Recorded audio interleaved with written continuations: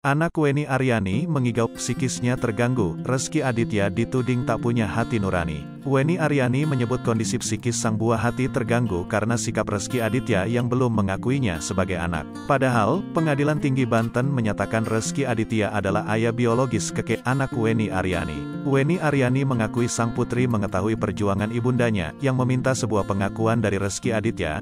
"Saya tidak melarang anak saya bermain media sosial, dia tahu semua beritanya termasuk saya yang berjuang mencari pengakuan dari Rezky Aditya," kata Weni Aryani dalam jumpa persnya di kawasan Fatmawati, Jakarta Selatan, Rabu, tanggal 25 Mei tahun 2022.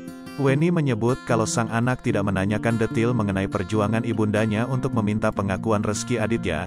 "Dia takut untuk menanyakan ke saya tentang perkembangannya, saya pun meminta bantuan psikolog untuk dia bisa mencurahkan semuanya," ucapnya.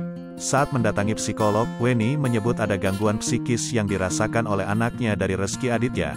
Kata psikolog, "Memang ada gangguan di dalam diri anak saya. Setiap malam, keke suka begitu, memang kebiasaannya, ngomong aja gitu pas tidur kayak mengigau."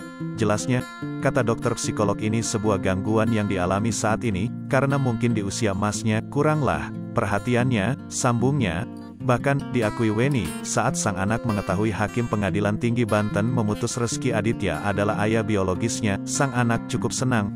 "Pas tahu, dia peluk aku, dia bilang I love you ma, dia enggak banyak bicara, dia lebih banyak bersikap," ungkapnya. Karena sudah mengganggu psikis sang anak, Weni Aryani menganggap Rezky Aditya tak punya hati karena tidak mengakui anaknya itu. "Makanya ini saya mau pakai hati nurani, karena ini kan bukan persoalan kita, ini soal anak, tapi dari mereka tidak ada hati nuraninya sama sekali," ujar Weni Aryani.